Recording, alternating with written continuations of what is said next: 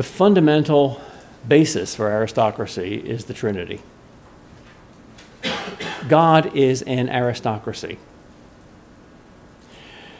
Every single time Jesus talks about or talks to his Father and his relationship to his Father, it is an aristocratic relationship. Jesus was the most obedient conformist man in the history of the world. He says, I come into this world not to do my own will, but the will of him who sent me.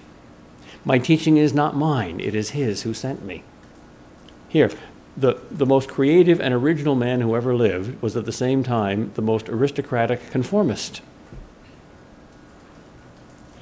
In fact, in the Church Fathers, you have this debate between the, I wouldn't call them the egalitarians and the aristocrats, but those who pointed to the equality passages and those who pointed to the subordination passages.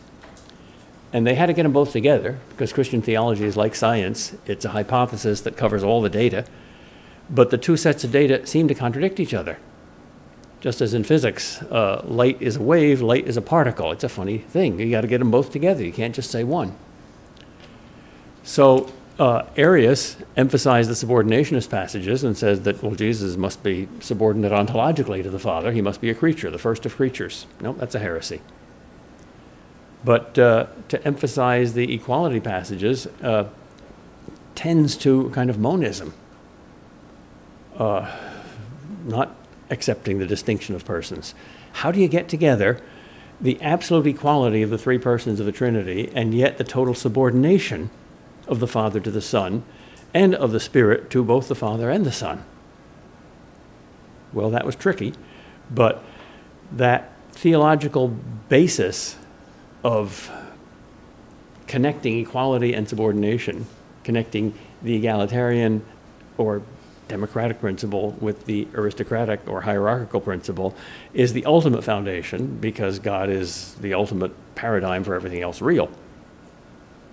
To say that God is the creator means that everything he creates resembles him in some way. Well, this is one of the most fundamental ways. Just as God is both equal and unequal, so everything in the universe in some sense is equal and in some sense is unequal. So you look at the whole universe and you see, well, everything exists. Everything's got that active existence. Here's a subatomic particle, and here's a dog, and here's an angel. And they're very, very different. The subatomic particle doesn't have any consciousness or spirit. The dog has a consciousness but not a spirit. The angel is a pure spirit without any matter. And yet each of them has that active existence. Each of them has been created by God. That's a radical equality.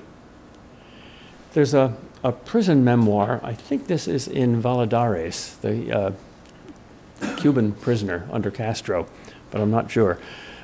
He's in a prison and he's in solitary confinement, and I think he makes friends with a spider, and the spider dies, and he despairs because he's got no life form now to commune with. And then he notices a rock that's a little loose, and he picks up that rock and he says, you know, rock, you're my friend. You've got something that I've got. You're a creature of God, and so am I. And I can see God in you simply because you exist. You're not useful to me. You're cold and hard, and I can't eat you, and you're part of my prison. But you exist. You're real, and so am I. And I can revel in that common reality that shows the Creator. I can see the presence of God in this rock. Well, that's radical equality. On the other hand, everything in the cosmos is in a hierarchy. Man is superior to animals. Higher animals are superior to lower animals. Animals are superior to plants. Plants are superior to minerals. Angels are superior to human beings. If you don't know that, you don't know angels. I'm suspicious of these angel books because angels always show up as chums, and they're comfortable. But in the Bible, when angels show up, people fall at their feet and say, oh, I shall worship you. The first thing the angel says is, don't worship me and don't fear me. Angels are superior to us. There's nothing in the cosmos, no species in the cosmos that's not superior or inferior in some way to another species. Sometimes it's mutual. For instance, a cheetah is faster than a lion, but a lion is stronger than a cheetah. Women are prettier than men, and men are stronger than women. But There's always superiority and inferiority in the cosmos. And since human life is part of the cosmos, human life too is an aristocracy. What do I mean by human life? The biological given fact that we are a member of the species, Homo sapiens, yes, but also how we choose to live. Human life goes by free choice. And even that is an aristocracy. How? Well, there's authority and there's obedience. Any kind of political structure, even democracy, has authority and obedience.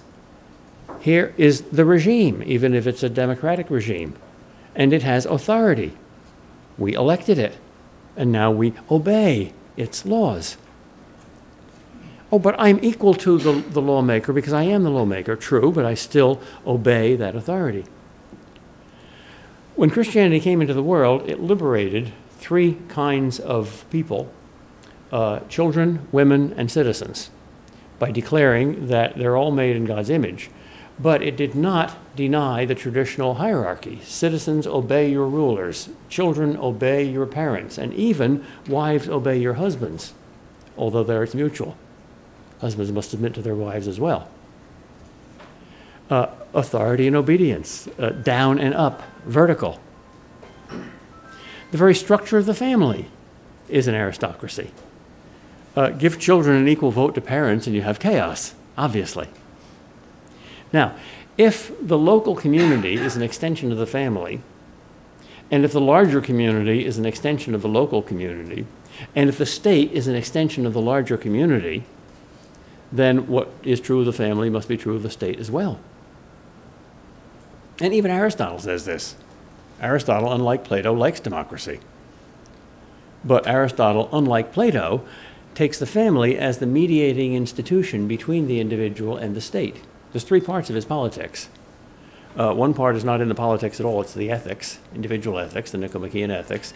And then he begins his politics with the household and household management. And then he goes to the state, seeing that there is a natural analogy among the three.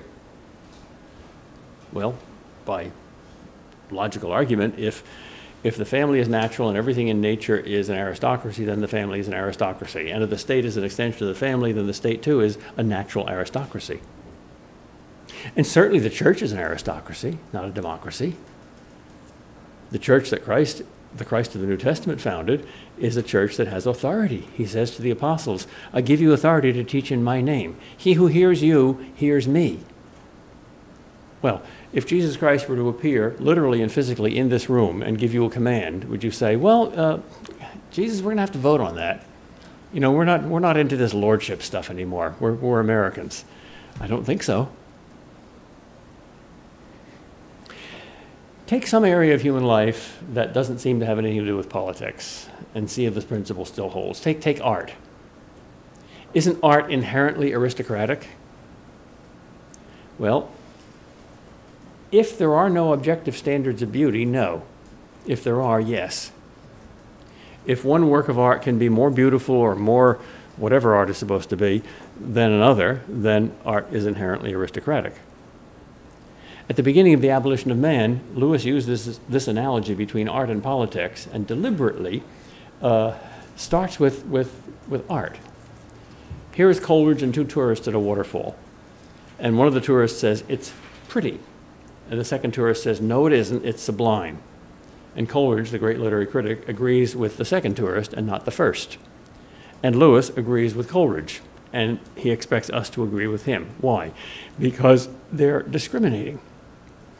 Because the first tourist is wrong. Waterfalls aren't pretty or cute or sweet or cutesy. Great cataracts are sublime.